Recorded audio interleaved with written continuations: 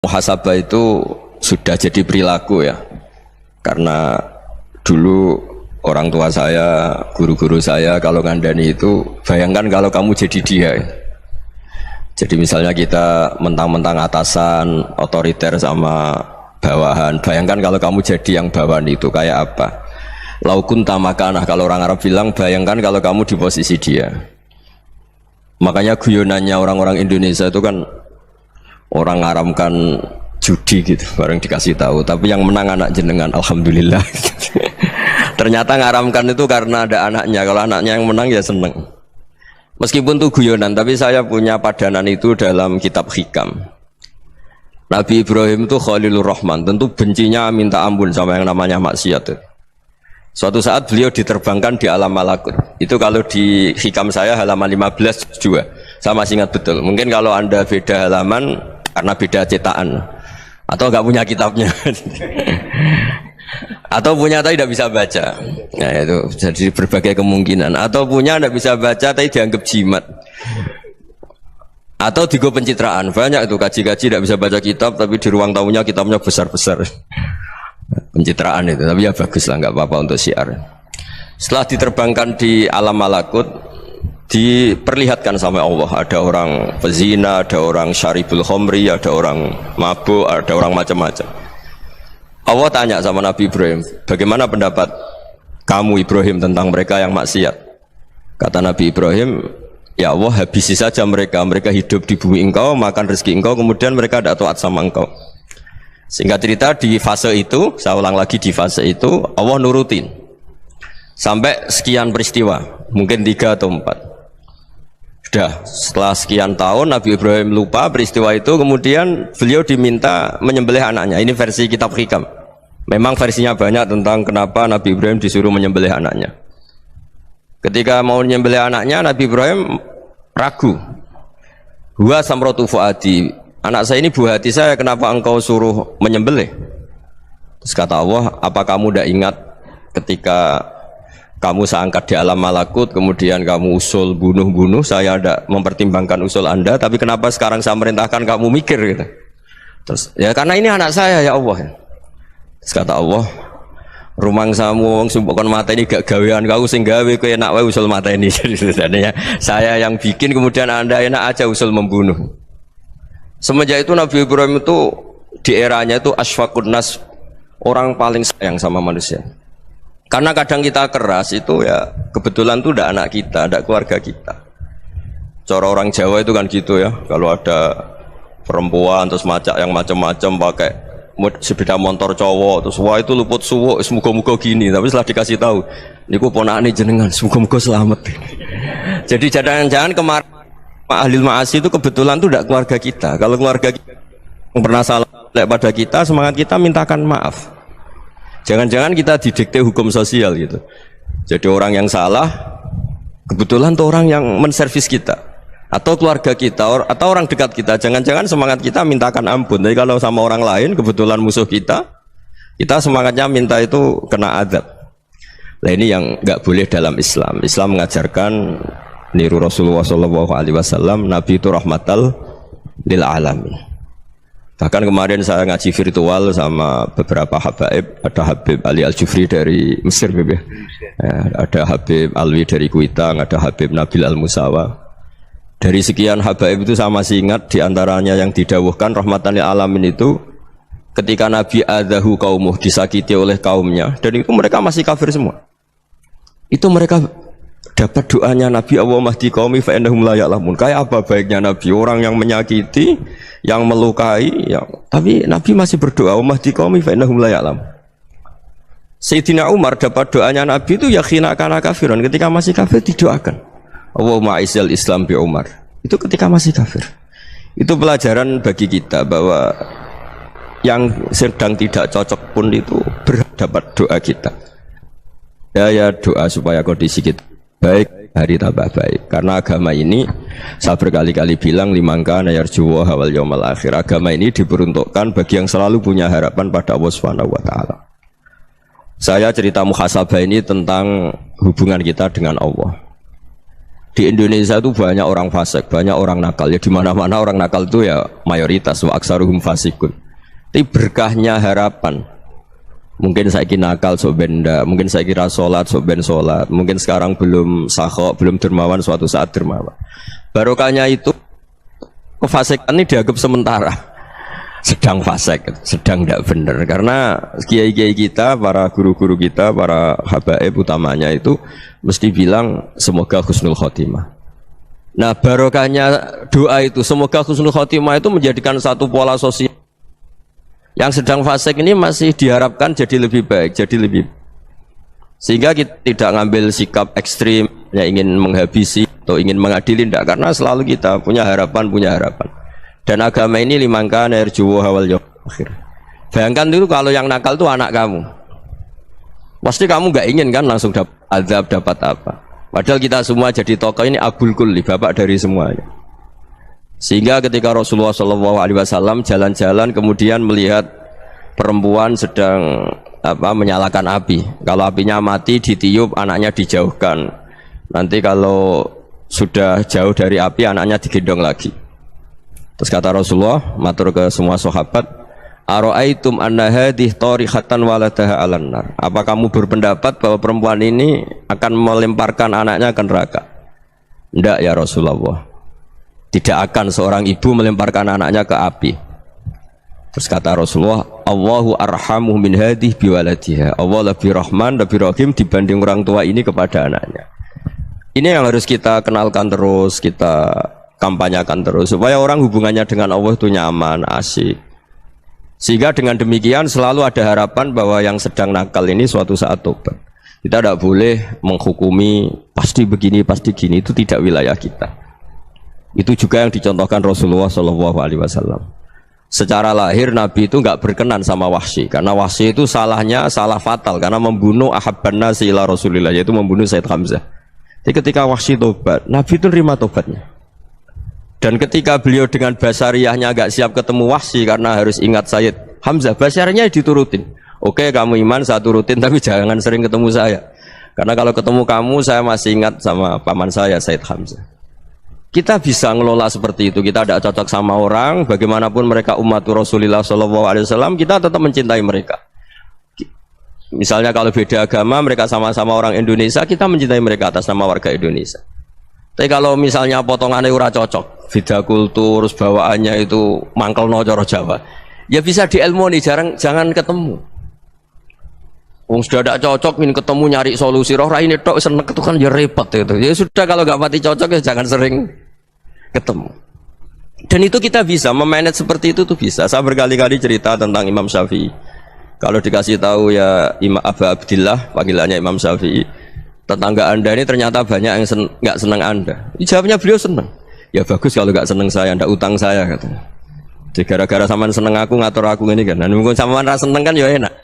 Jadi hidup itu dianggap happy. Kalau seneng ya teman silaturahim, kalau nggak seneng ya nggak bakal utang gitu. Baru kaya seneng itu nggak ganggu gitu. Jadi dulu itu orang bisa ngelola seneng nggak seneng itu bisa, karena ada kearifan hubungan dengan Allah Subhanahu wa Ta'ala. Hidupnya selesai karena masyghul bi dzikrillah, mereka sibuk dengan Allah. Makanya kata ulama-ulama tasawuf, kamu jangan melihat manusia perilakunya, tapi kamu juga harus ingat yang gerakkan semua itu Allah Subhanahu wa Ta'ala. Dengan demikian kita farah, kita senang. Makanya Nabi kalau ngutus Anas bin Malik kemudian nggak kesampaian yang diinginkan karena Anas main, ketika garwa-garwani Nabi agak tersinggung, Nabi andaikan Allah menghendaki yang saya inginkan kesampaian, pasti itu kesampaian. Jadi dianggap kegagalan Anas gak manggil yang dituju Nabi itu ya kersane Allah, ya enteng saja. Sayyidina Ali lebih parah lagi yang dialamin. Itu dalam beliau kalau dipanggil tuh gak cepet-cepet ke sana. Ketika ditanya, kenapa kamu tak panggil gak cepet ke saya? Amin tuh ukubatak, karena aku tahu kau orang baik. Orang baik itu pemaaf. Jadi makanya orang-orang soleh dulu itu bodoni itu. Makanya sekarang kalau ada orang bodoni itu mesti dibidik orang soleh. Kalau orang-orang soleh itu kakean husnudzon lagi sering dibodonin. Abdul bin Umar itu masyhur itu. Kalau ada budaknya sering sholat, sergap sholat itu dimerdekakan. Akhirnya nggak sholat pun pura-pura sholat. Akhirnya juga dimerdekakan. Ketika ditanya kenapa engkau merdekakan, padahal mereka sholatnya menipu engkau, kata pembisik-pembisik itu. Man khoda'ana lillah in khoda'na lah. Dia nipu atas nama Allah, berarti saat tertipu juga atas nama Allah, enggak masalah dong, semuanya demi Allah Subhanahu wa ta'ala. Jadi ketika kita ketemu mensifati Allah Ta'ala itu ghafir, Allah pemaaf. Jangan kamu enggak fair untuk diri kamu nyifati Allah ghafir, pada orang lain Allah kamu sifati syadidul iqab. Jadi Allah kamu atur, kayak MC tadi ngatur saya. Jadi Allah itu apa? Kalau pada saya ghafir, kalau pada musuh saya syadidul iqam. Itu tidak fair. Kalau Anda punya harapan kepada Allah karena Allah Rahman Rahim, Allah Ghafir, sebenarnya Allah pada musuh kita ya bisa saja Allah Ghafir, bisa saja Allah Rahman Rahim. Sehingga kita melihat orang lain yang kita tidak cocok itu ya enteng saja. Itu min ummati Rasulillah sing tanaluhu syafa'atuh, tanaluhu sa'atu rahmati, tanaluhu fair. Jangan dengan kita kayak mesti dapat rahmat, jangan orang lain kayak Allah pasti syadidul iqam, itu tidak boleh. Sehingga ketika ada orang Badui, singkat cerita orang Badui ini kencing di masjid, semua sahabat membentak dia, yang nggak bentak hanya Nabi tok. Saking mangkalnya orang ini karena semua sahabat bentak kecuali Nabi. Setelah dibenarin Nabi, terus Nabi nyuruh sobu ali dhanuban min ma'in. Setelah disucikan masjid itu, dia berdoa keras sekali, Allahumma arhamni wa Muhammadan wa la tarham ma'ana ahadan. Ya Allah, yang berhak dapat rahmatmu hanya saya dan Nabi Muhammad, yang lainnya jangan. Karena yang lainnya tuh jengkelin, gitu aja saya salah dimarah-marahin gitu. Jadi kalau kamu doa terbatas ya kayak orang Bedui ini, kayak orang Arabi. Apa kata Nabi? Laqad tahajjarta wasi'an. Allah yang rahmatnya luas menjadi kamu sempitkan. Karena kamu mau atur Allah hanya Rahman pada Indonesian Power, pada NU, pada kita, yang orang lain nggak perlu dapat. Itu kan kasihan Islam, karena Islam terus nggak dimiliki semua orang. Allah tidak dimiliki semua orang, Rasulullah tidak dimiliki semua orang, karena di NU, di ormas tertentu, di nggak boleh seperti itu, nggak boleh takhasyar tawasian, kata Nabi, tidak boleh mempersempit zat yang rahmatnya itu luas. Ini semoga etika ini kita pakai di Indonesia. Yang sedang fase kita harapkan lebih baik, yang sedang nggak dapat hidayah kita doakan dapat apa? Hidayah. Masyhur kan, makanya tadi saya mohon sama Habib Ali supaya Habib Ahmad supaya tetap mahalul qiyam tabaruk sama Habib Ali. Di antara doa-doa di Simtuduror masyhur itu antuqa bilal mudhniba minnah bil ghufran wal musi'ah bil ihsan. Jadi harapannya para habaib, para orang-orang baik dulu ya, semoga yang dosa itu dimaafkan, yang sedang salah dibuka, bikin lebih baik. Nabi itu tugasnya juga gitu, wastaghfir li dzambika walil mu'minina wal mu'minat. Nabi itu tugasnya juga memintakan ampun yang sedang salah. Nah ini cobalah jadi etika kita, muhasabah kita. Jadi muhasabah itu cara berpikir kita set, kita pikir ulang. Ternyata semangatnya seorang Nabi itu wastaghfir li dzambika walil mu'minun. Semangatnya itu memintakan ampun. Orang ahli tafsir tahu semua kalau Nabi itu tidak mungkin dosa. Jadi itu khitabun lin Nabi wa urida bihi ummatu, itu khitab Nabi, tapi yang dimaksud itu umatnya, karena Nabi tidak akan mengalami dzambun, tidak akan mengalami dosa. Sekarang enggak, kadang-kadang kita ini kalau orang lain salah itu semangat. Kalau di perusahaan ada teman salah, apalagi miran salah itu seneng, barokahnya salah bisa ganti kan gitu. Jadi kalau mungkin di dunia tokoh juga gitu, barokahnya ada tokoh salah, kita yang jadi populer sendiri, tidak boleh seperti itu. Kita harus salimus sodri di jami'il muslimin. Jadi ini harus dilatih. Saya tadi matur sama Habib Ahmad, latihan kita jadi hidup. Nabi itu kalau resep jadi wali itu kata Nabi gampang. Kata Nabi, kalau kamu ingin disenangin Allah, ya sudah, kalau kamu asbahta wa amseta gini-gini, perasaan kamu, kata Nabi, jangan punya perasaan ghil sama orang muslimin. Itu sudah wadzalika min sunnati. Makanya Nabi ngendikan la yablughni ahadun an ahadin syai'an. Ada yang baca la yuballighni ahadun an ahadin syai'an. Seseorang jangan melaporkan ke saya tentang salahnya yang lain. Fa inni akhruju ilaikum wa ana salimus sadri, karena saya ingin ketemu sampean semua dalam keadaan salimus sadri, tidak punya perasaan apa-apa. Karena kalau nurutin membisik, nurutin informasi itu ya repot, karena orang pasti sepihak. Ada kiai yang top datang ke kampung-kampung ning desa-desa, kata yang seneng itu punya akhlak. Wah itu bagus orang besar datang ke kampung-kampung. Kata yang nggak seneng, oh itu jobnya kiai kecil kok diambil, itu kan ya kasihan. Itu kan sudut pandang. Makanya saya sering bilang, akal kita ini cukup untuk mentasdik Rasulullah SAW. Meskipun perasaan kita kadang orang Jawa itu beda. Saya berkali-kali bilang sama peneliti dari Jogja, kenapa sih Gus para nabi itu kok poligami istrinya banyak? Nabi Dawud katanya itu berapa itu, Nabi Sulaiman malah jumlahnya agak terbatasin. Nabi Muhammad itu paling sedikit. Saya tanya gini, perempuan itu orang lemah, jadi kalau nolong orang satu gimana baik, kalau nolong orang dua ya lebih baik, ya sudah kira-kira seperti itu. Paling tidak akal kita masih tahu kalau orang baik itu kan mesti baik, nolong orang satu baik, nolong orang dua ya lebih baik, nolong orang tiga lebih baik. Tapi kalau kamu orang nggak baik, satu saja kamu terlantarin, kamu miskinkan, kamu ya tinggal ukur kan. Kalau orang baik nambah baik, tapi kalau orang buruk tambah buruk. Nah itu akal kita bisa menganalisis kenapa sih nikah itu ada yang poligami, ada yang enggak. Ya sudah, ukur saja diri kamu. Misalnya kayak saya elek keriting, rabi terus, mau perbanyak wong elek, orang perilaku netok, raine dadi elek kabeh gitu. Tapi nak kowe ku ganteng, alim, ganteng, sugih, anake ganteng-ganteng, berhubung kowe saleh ahli swarga kabeh, mertua yo bangga karena karir kamu meyakinkan. Ini mertua kamu aja enggak bangga mau nambah. Ipar enggak bangga, mertua enggak bangga, desa kamu yang kamu wayai juga enggak. Beda dengan Nabi ketika nikah Juwairiyah itu enggak ada pernikahan sebarokah Nabi dengan Juwairiyah itu. Asharu Rasulillah, di situ habis perang banyak tawanan, gara-gara jadi bisanya Nabi langsung dibebaskan semua karena Asharu Rasulillah. Sekarang bisanya Kanjeng Nabi. Dulu Abu Sufyan memangkalnya bukan main sama Nabi, gara-gara putrinya dinikah terus langsung jadi. Kalau kamu kan enggak, nikah satu, nikah lagi, satu kampung musuh kamu. Karena istri pertama ya cemburu, yang kedua agak bangga. Wah itu selesai itu, di dunia wal akhirah. Maksud saya, nganalisis Islam itu harus pakai akal. Dan akal yang dipakai, ini saya bawa ke kitab Ihya, adalah pikiran-pikiran para ulama. Makanya ketika Imam Ghazali ketika ditanya, fakaifa bi muslimin fasikin asawaha fi jami'i amri. Kalau kalian ketemu orang fasik, orang Islam tapi fasik, perilakunya nggak ada yang benar. Kata Imam Ghazali jawabnya lucu, aneh. Ma min muslimin illa wa islamuhu ta'ah. Tidak ada orang Islam kecuali dia mau Islam, membenarkan Allah dan Rasul itu sudah taatnya dia. Kok kamu tidak bisa melihat taatnya dia? Dia pikirannya kan ini pemabuk, ini tukang apa. Tapi kata Imam Ghazali, sebenarnya kamu masih bisa berpikir positif. Ma min muslimin illa wa islamuhu ta'ah.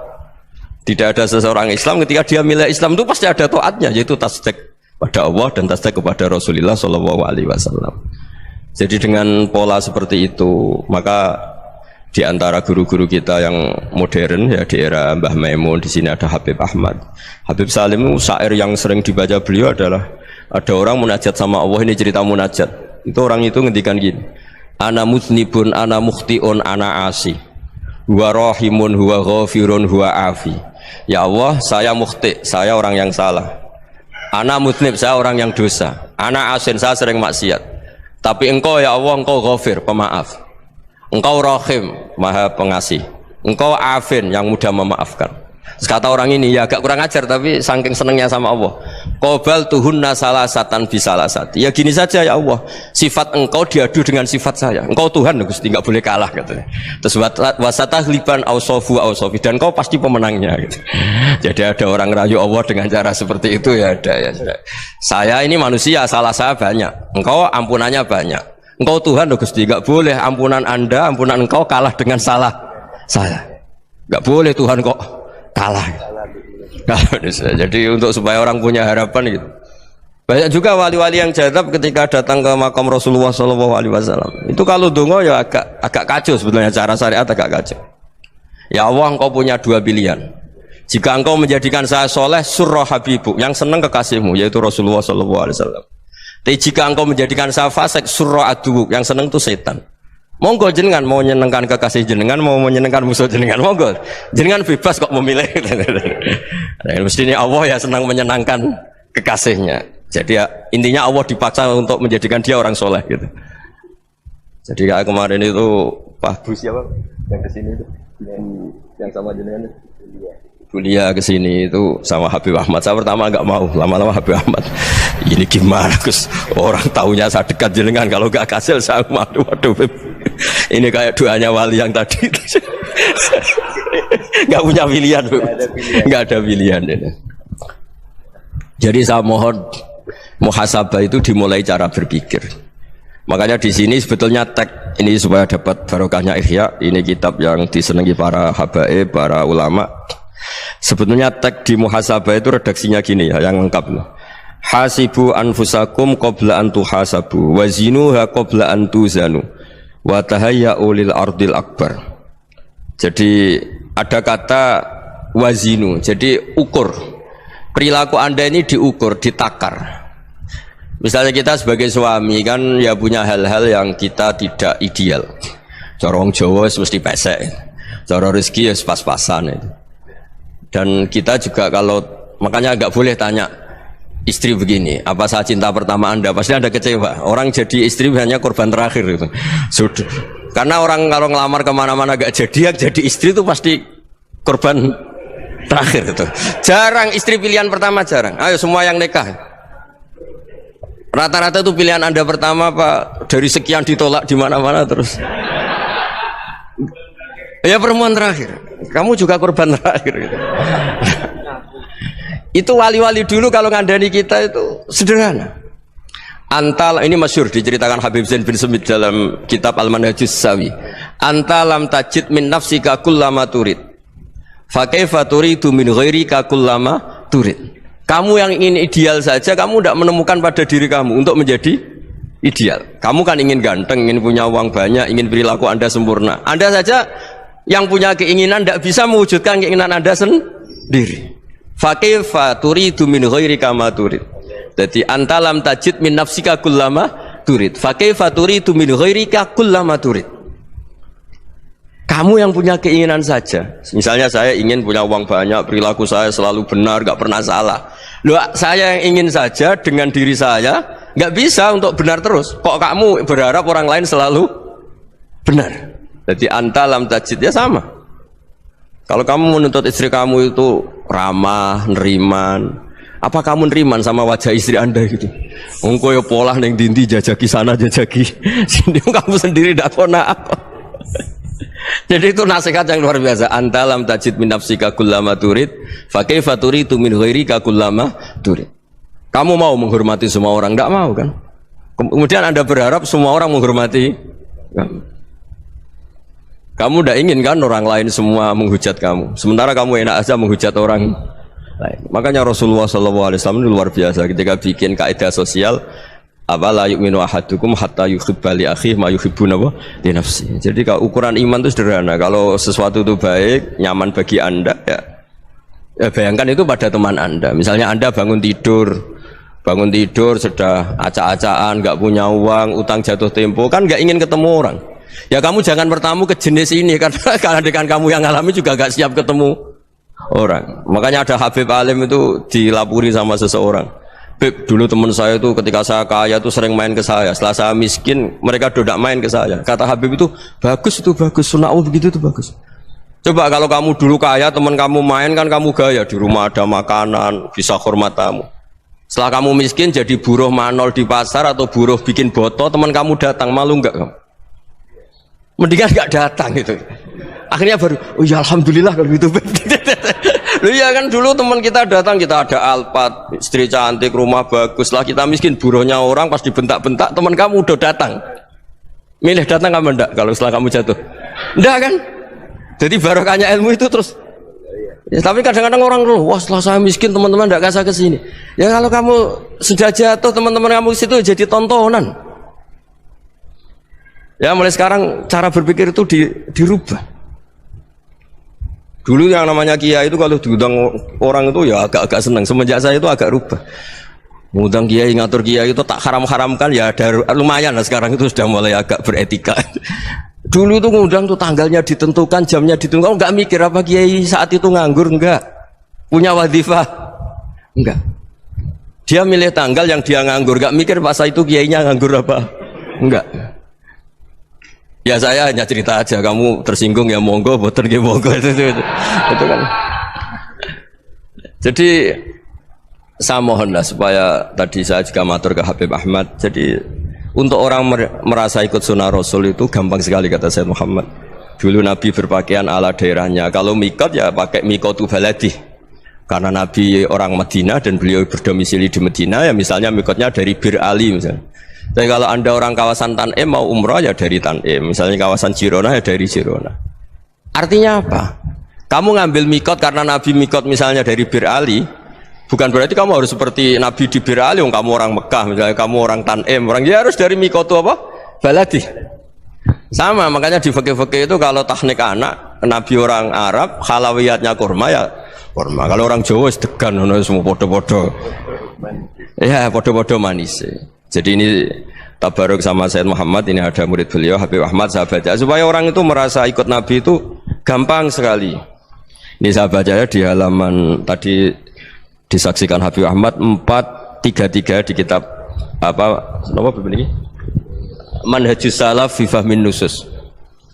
Itu kata Sayyid Muhammad, wa kanat sunnatu Rasulillah annahu yat'amu ma yajiduhu fi ardi wa yalbasu ma yajidu wa yarkabu ma yajidu mimma abahu wa ta'ala. Fa man istamala ma yajiduhu fi ardi fa huwa al-muttabi' lis sunnah. Kama annahu hajjal baita min madinati, faman hajjal baita min madinati nafsi fa huwa al-muttabi' li sunnah wa illam takun hadhil madinatu tilka. Jadi intinya misalnya Nabi dulu itu ngasih sedekah kepada fakir miskin ya pakai dinar, dirham. Ya kalau orang misalnya sedekah pakai rupiah ya sudah ikut sunnah Nabi. Jangan lu Nabi pakai dinar loh, kamu kok pakai rupiah. Dulu dinarnya Nabi udah ada tulisannya Bank Indonesia, kamu ada tulisannya Bank. Ya tidak ada seperti itu. Ya jadi misalnya Nabi sedekah pakai tamar atau pakai al-aqid, ya kita pakai beras, pakai apa, supaya orang tuh bahwa Rasulullah itu milik kafatal linnas, milik semuanya, sehingga merasa ikut sunnah Nabi itu ya semuanya.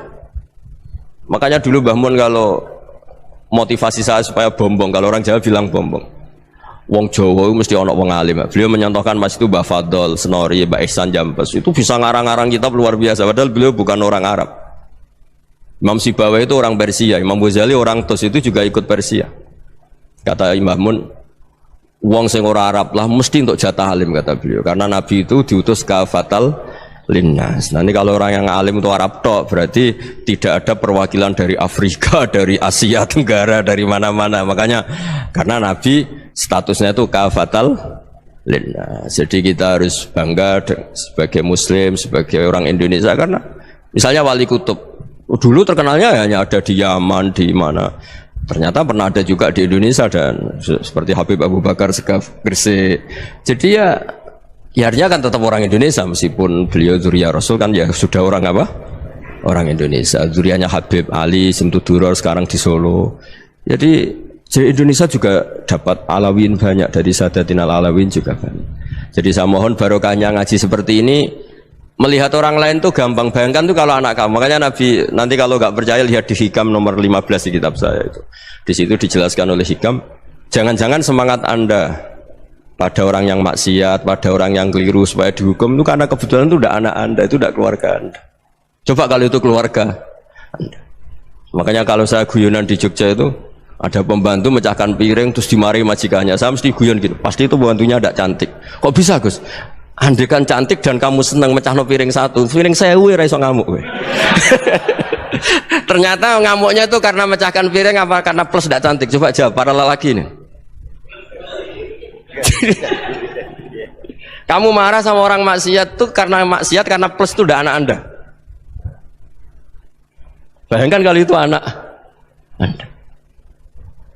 Itu hebatnya Rasulullah SAW, karena kita yang salah pun kadung umatnya, Nabi tetap ngasih fasilitas syafaati li ahlil kabair min ummati. Kayak apa baiknya Nabi? Tidak ikut maksiat tapi ikut fasilitasi ngasih syafaat. Loh kalau li ahlil ibadah kan wajar, Nabi ketika ini syafaati li ahlil kabair min ummati.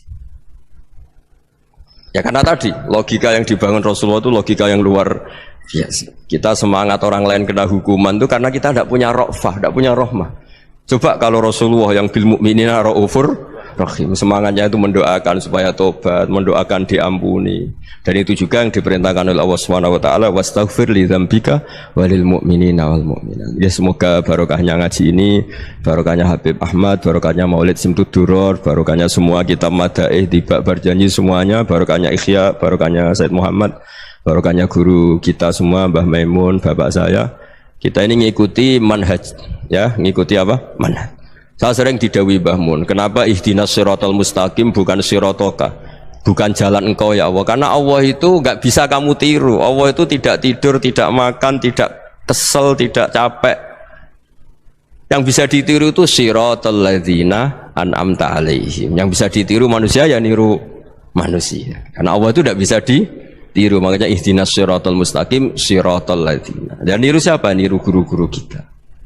Termasuk niru cara pandang. Jadi misalnya ada orang awam di rumah itu hanya delok reng, delok tikus liwat, itu kan kayak nganggur. Ora tahajud malah mendelok reng. Melihatnya jangan gitu. Huwa tarokal ma'asiyah. Dia di rumahnya tidak dugem, tidak kemana-mana. Dia berarti malam itu tarkul ma'asi. Tidak nyopet, tidak garong, tidak ke tempat maksiat. Susahnya apa sih husnudzon? Jadi jangan lihat huwa tarkut tahajud, huwa tarokat tahajud, wa taroka qiyamal lail. Oke ya, namanya orang begitu ya tidak tahajud, tidak qiyamul lail. Tapi susahnya apa sih kamu bilang huwa tarokal ma'asiyah? Dia juga meninggalkan maksiat, dan tarkul maksiat itu ibadah. Supaya orang tuh gampang lah husnudzon sama orang muslim. Ini orang mukmin, orang yang luar biasa. Di mata Allah itu orang yang luar biasa. Kayak tadi Imam Ghazali, kalau saya ketemu orang muslim kemudian dia tidak pernah baik, gimana? Kata Imam Ghazali, ma min muslimin illa wa islamuhu ta'ah. Tidak ada orang Islam ketika dia mentasbihkan Allah dan Rasulullah, berarti dia juga punya taat. Ya ini latihan saja, sing iso nglakoni Habib Ahmad kula namung cerita mawon. Kula cerita secara akademik, saya punya kitab, saya baca dan alhamdulillah kita paham barokahnya para guru, dan supaya terbiasalah sebaik-baiknya ibadah husnudzonni billah wa husnudzonni bil mu'minin. Soal tidak cocok ya diilmoni tadi ya, namanya enggak cocok ya jangan sering ketemu. Seperti Rasulullah SAW, beliau karena sangat mencintai Said Hamzah, ketemu orang yang pernah begitu sama Said Hamzah, ya beliau secara basyariah tidak siap. Tapi beliau secara cara bahasa sekarang, secara profesional, kalau beliau seorang nabi dan harus menerima tobatnya siapapun ya diterima. Saya meskipun dengan A, B gak cocok karena dia begini-begini sama saya, tapi saya ingat dia sholat, dia baca sholawat, dia mencintai Rasulullah, ya kita hormat. Ya soal gak cocok ya di manage tadi ya, zuruhiban tasdadhuban. Kalau gak pati cocok ya jangan sering ketemu, bawaannya enek nanti. Ya semuanya itu diilmoni lah.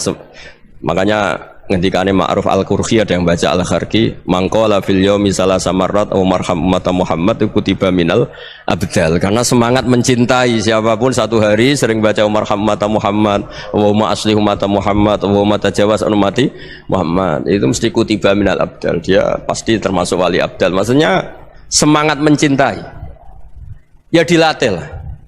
Misalnya Indonesia Power atau PLN, andai kan tidak ada PLN tuh kayak apa? Orang nggak bisa ngaji, tidak bisa aktivitas, ya barokahnya ada PLN, barokahnya jasanya. Kita sadar, tidak semua kebaikan kita ini memenuhi keinginan orang banyak gitu. Orang banyak ingin listrik, ingin saluran apa, dan itu kadang yang mewujudkan orang lain atau kelompok lain.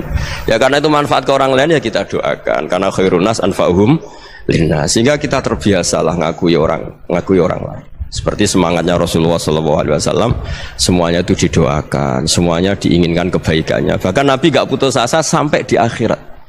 Ketika Nabi lain sudah putus asa karena sudah akhirat, sampai dimintai syafaat semuanya bilang nafsi, nafsi, karena merasa semuanya nggak punya nyali di depan Allah, karena ini sudah akhirat, sudah finish.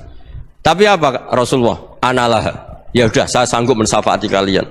Terus kata Nabi, fa'atiyal arsya, saya mendatangi aras, fa'akhiru lahu sajidan, saya sujud, wa ahmaduhu bimahamida allamaniha rabbi, kemudian saya tetap muji Allah dengan pujian yang terus menerus. Padahal sudah di akhirat, sudah finish. Nabi dimintai syafaat masih sanggup, karena Nabi tahu akhirat tidak bisa mendikte Allah, tidak bisa Allah terus bilang ya Allah ini akhirat, engkau sudah tidak boleh mensyafaat, tidak bisa. Allah tidak bisa diganggu akhirat, Allah tidak boleh dibatalkan rahmannya oleh akhirat. Allah tetap Rahman Rahim abadal abad, dan Nabi tahu itu.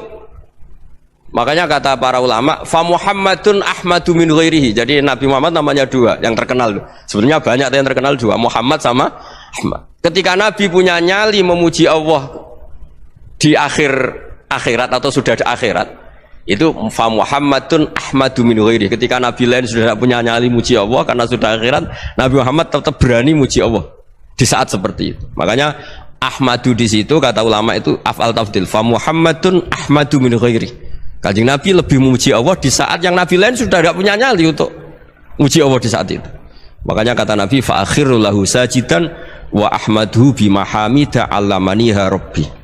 Akhirnya setelah lama gitu terus Allah ngendikan ya Muhammad irfa' ra'sak wasal tu'tah wasfa' tusyaffa. Sudah Muhammad, angkat kepala kamu, kamu minta apa saya turutin, dan kalau kamu ingin mensyafaati umatmu saya beri hak apa? Syafaat.